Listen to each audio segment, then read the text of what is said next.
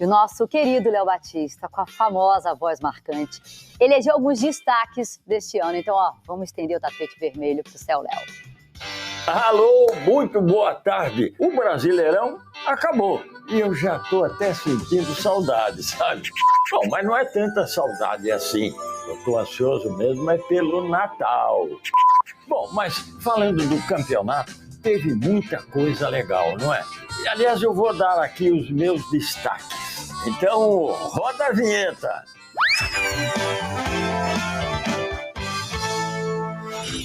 E aí, lembra do Soteldo subindo na bola? Olha o Soteldo, jogada de circo ali. Virou meme, até tatuagem. E deu uma confusão danada com os jogadores do Vasco, hein? E eles guardaram mágoa. O Vasco se salvou. E o Santos, hein, foi rebaixado. Aliás, pela primeira vez na história. E aí, o Verratti e o Rossi tiraram onda em São Januário. Soteldo, você deve estar arrependido, hein? Bom, eu só queria dar uma bronca em todo mundo do Santos, hein? Como é que vocês foram cair logo no Brasileirão em homenagem ao Pelé?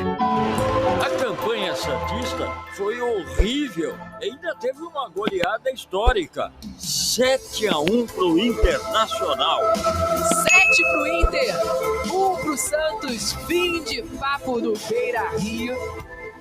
Bom, agora eu quero falar de um jogador que gosta de tirar onda. O Daverson do Cuiabá. Ele pediu substituição pro adversário. Olha o Davidson como é folgado, cara. Primeiro que ele fez o sinal para substituição do Mendonça, né? Foi vaiado pela própria torcida e fez gestos para mostrar quantos gols já tinha feito no Brasileirão. Para completar, o Deivinho, que jogando pelo Palmeiras fez o gol do título da Libertadores em cima do Flamengo, foi irônico ao ser xingado pelos rubro-negros no Maraca. Faz parte do show. E ele também gosta, ele adora. Ele é uma figura, hein? Pois então, eu elejo Daverson, a figuraça do Brasileirão. E quero falar dos goleiros também. O campeonato teve cada defesa. O Léo Jardim, por exemplo, salvou o Vasco muitas vezes. Um espetacular Léo Jardim! O Lucas Perry deixou o gol do Botafogo. Tudo bem que ele também tomou o maior frango do Brasileirão. O Peg ficou procurando. Cadê? Quem dera que isso tivesse sido a pior coisa que aconteceu ao Fogão nesse campeonato. E a grande defesa do campeonato foi do Everson, do Atlético Mineiro. Espalma, Everson! Que milagre foi esse? O campeão, Palmeiras, que me desculpe, mas eu acho que esse campeonato brasileiro vai ser lembrado pelo papelão do Botafogo. Ô Fogão, acabou o gás, Também não precisava tanto sofrimento assim, né? O Tiquinho Soares, do Botafogo, foi o cara do primeiro turno. O Botafogo virou líder disparado, 47 pontos, 13 de vantagem. Tudo parecia encaminhado para o título, né? Aí o time desandou a jogar mal, tomou viradas inacreditáveis, gols sofridos no finzinho dos jogos e perdeu toda a vantagem. E o jogaço do ano foi na reta final, Botafogo e Palmeiras. E o protagonista foi um menino de 17 anos. Quando o Palmeiras perdia por 3-0, ele fez isso aí, ó. Ele vai fazendo fino, o garoto é liso. Olha o Hendrick que bateu pro gol lá dentro. Depois usou o joelho para parar a bola e marcar o segundo. E comandado pelo Hendrick, o Palmeiras conseguiu a virada. Olha lá, aspas do Emiliano Dias, filho do Ramon Dias, a uma rádio argentina. Emiliano, que é auxiliar técnico do Vasco. Foi um jogo totalmente atípico. Para mim, o Santos é o pior time do Brasil e perdemos não só o Soteldo, mas o treinador, o Marcelo Fernandes. As coisas que ele me falou, para falar do Ramon, é um cara que sempre treinou na terceira divisão, nas divisões inferiores.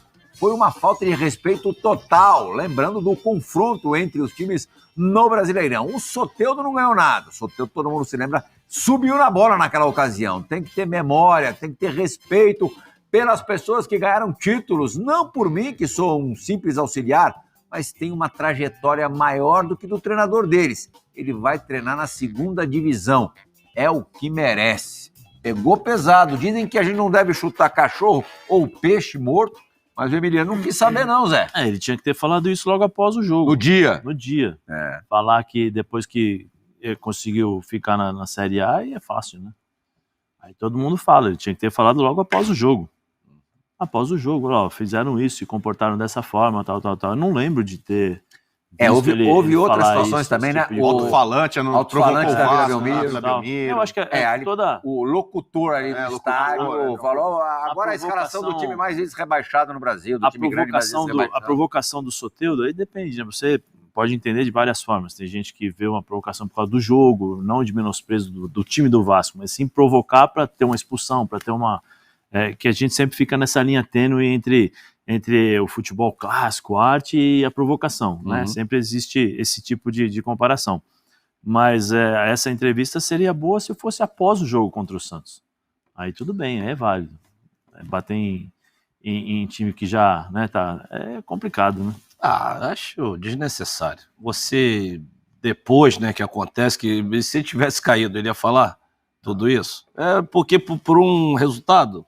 Então ele não achava isso antes, achou pelo resultado. Isso foi para uma rádio argentina. Agora, imagino que devam ter perguntado por conta do que o Medel, numa live depois do jogo no vestiário, fez, né? Provocou. O Medel mandou recado, provocou o Soteldo, o Berrete também, né? Sobe na bola aí agora, vários jogadores do Vasco subiram na bola, né? Tiraram foto, fizeram o Soteldo já tinha deitado no Medel no Chile Venezuela, então já tinha bronca, já tinha bronca lá e subiu na bola. Assim, eu acho que falar do lance do Soteldo, subiu na bola, assim, achar que foi provocação, outra.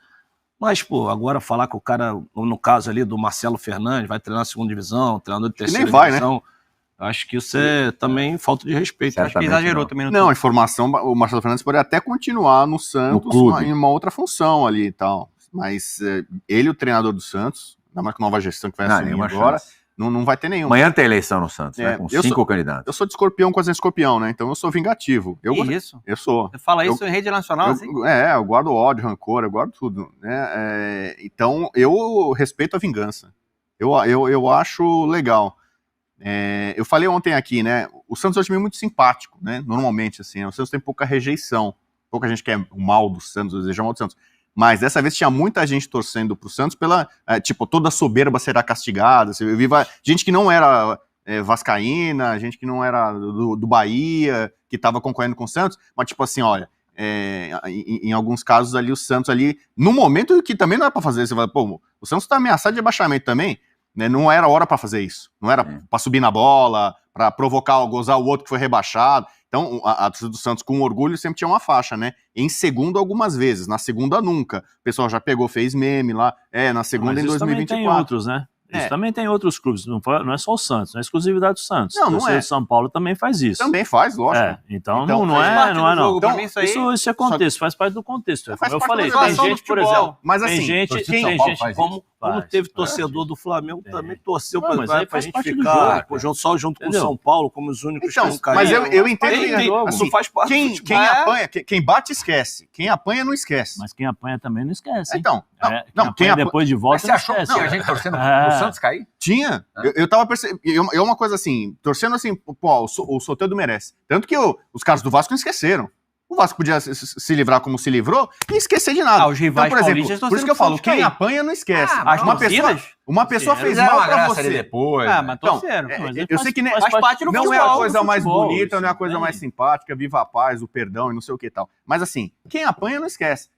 Uma pessoa fez mal pra você, te humilhou, te sacaneou, Os demais clubes cariocas entram no período de férias, mas aqui no Vasco, a euforia com a permanência na Série A continua.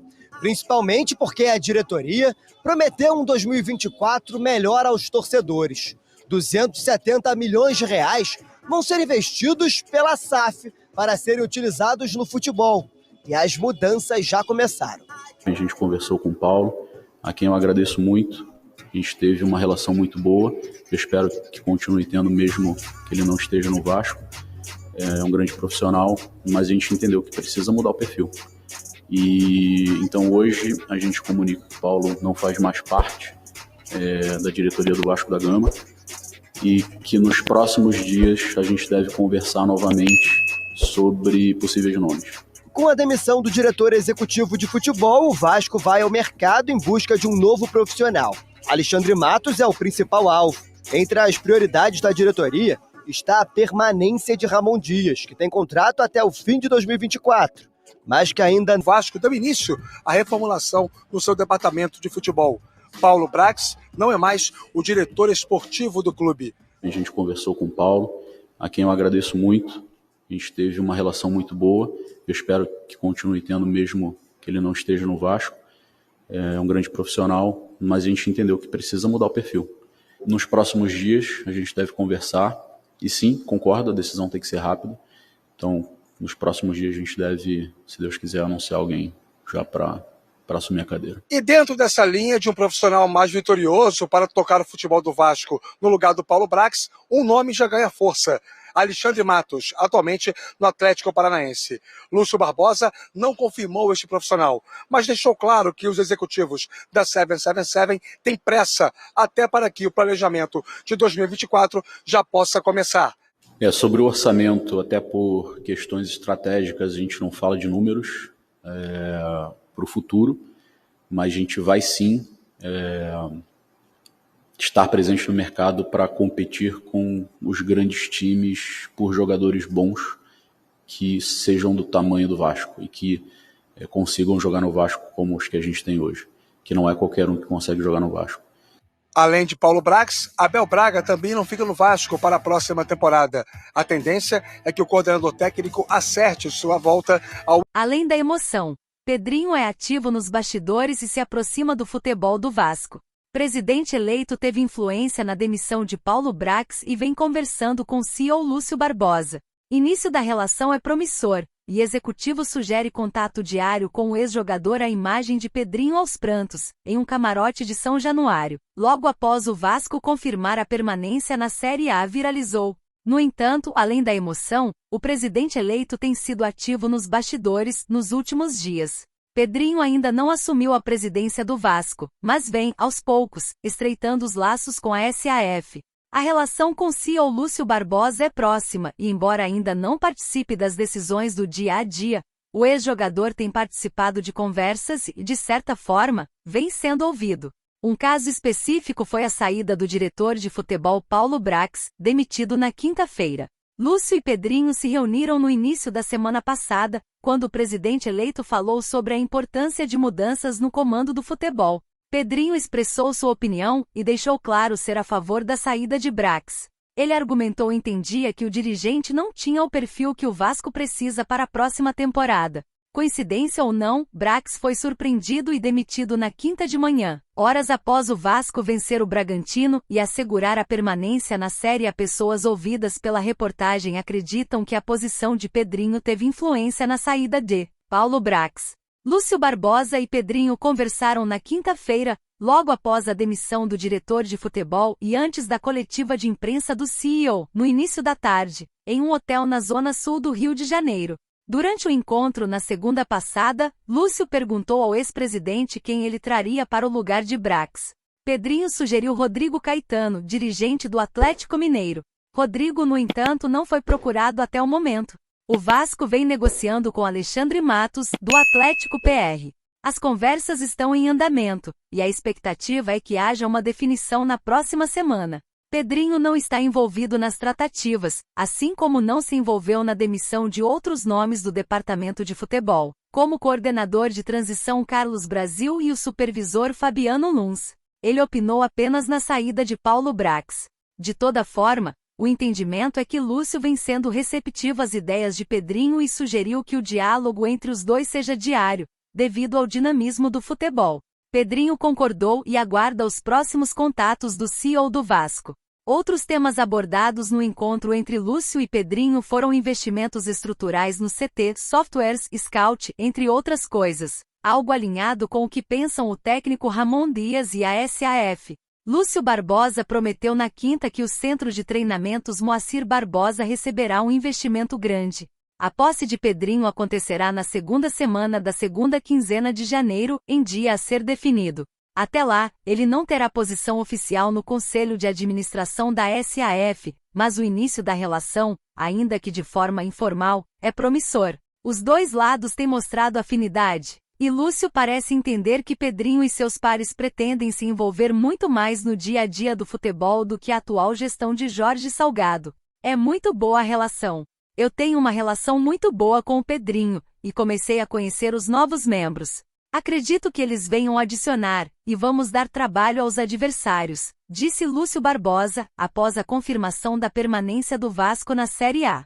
Essa, na verdade, é uma relação antiga. Entre o fim de julho e início de agosto, quando havia acabado de assumir como CEO da SAF no lugar de Luiz Melo, Lúcio chamou ex-jogadores com identificação com o Vasco para conversar, dentre os quais Pedrinho. O ex-jogador foi convidado para trabalhar no departamento de futebol, mas optou por concorrer à presidência do Vasco.